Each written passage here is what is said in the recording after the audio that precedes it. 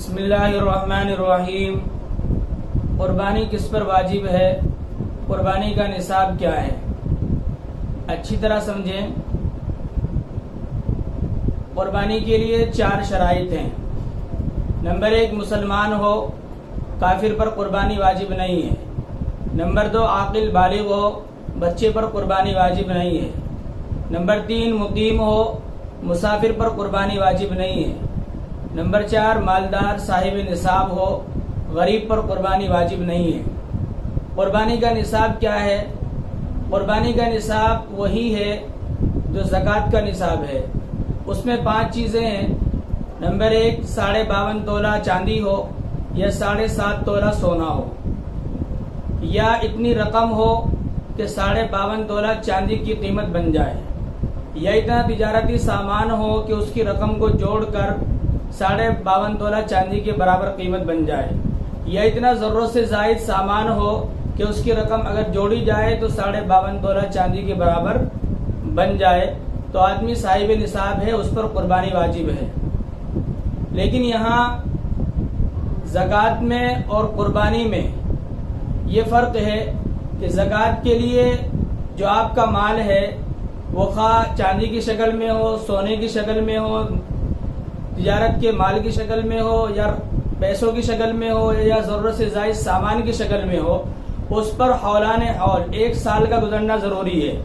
مثال کے طور پر میرے پاس 1 شوال کو اتنے پیسے آ گئے جتنے کی 52.5 تولہ چاندی بنتی ہے، اور پھر پورے سال وہ پیسے آتے رہے، جاتے رہے، گھٹتے رہے، لیکن میں نے 1 سال بعد 1 شوال کو پھر دیکھا کہ میرے پاس اتنے پیسے موجود ہیں، تو میں صاحب نصاب ہوں اور میرے اوپر زکوٰۃ دینا فرض ہے، مجھے زکوٰۃ دینی چاہیے۔ لیکن قربانی کے لیے یہ نہیں ہے، قربانی کے لیے پورا سال نہیں ہے، بلکہ قربانی کے صرف 3 دن ہیں، 10 ذی الحجہ، 11 ذی الحجہ اور 12 ذی الحجہ۔ اگر ان 3 دنوں میں ہم پہلے سے مالدار نہیں ہیں، ہمارے پاس پہلے سے مال نہیں ہے، لیکن اگر ان 3 دنوں میں ہمارے پاس اتنا مال آ جاتا ہے کہ 52.5 تولہ چاندی کے برابر، اس کی قیمت کے برابر ہمارے پاس پیسے آ جاتے ہیں، تو ہم صاحب نصاب ہیں، ہمارے اوپر قربانی کرنا واجب ہے۔ اب اگر کسی کے پاس 7.5 تولہ سونا نہیں ہے، 52.5 تولہ چاندی نہیں ہے، بلکہ اس کے پاس اتنے پیسے ہیں کہ جتنے میں 52.5 تولہ چاندی آ جائے وہ صاحب نصاب ہے، اس پر قربانی واجب ہے۔ اگر کسی کے پاس پیسے نہیں ہیں بلکہ اتنا تجارت کا سامان ہے کہ اگر اس کی قیمت کو جوڑا جائے اور وہ 52.5 تولہ چاندی کے برابر ہو جائے تو وہ بھی صاحب نصاب ہے، اس کے اوپر قربانی کرنا واجب ہے۔ اگر اس کے پاس چاندی بھی نہیں ہے، سونا بھی نہیں ہے، تجارت کا مال بھی نہیں ہے، رقم بھی نہیں ہے، لیکن ضرورت سے زائد سامان اس کے گھر کے اندر اتنا ہے کہ اگر اس کی قیمت کو جوڑ کر دیکھا جائے تو 52.5 تولہ چاندی کی قیمت کے برابر اس کی قیمت ہو جائے، تو آدمی صاحب نصاب ہے، اس پر قربانی کرنا واجب ہے۔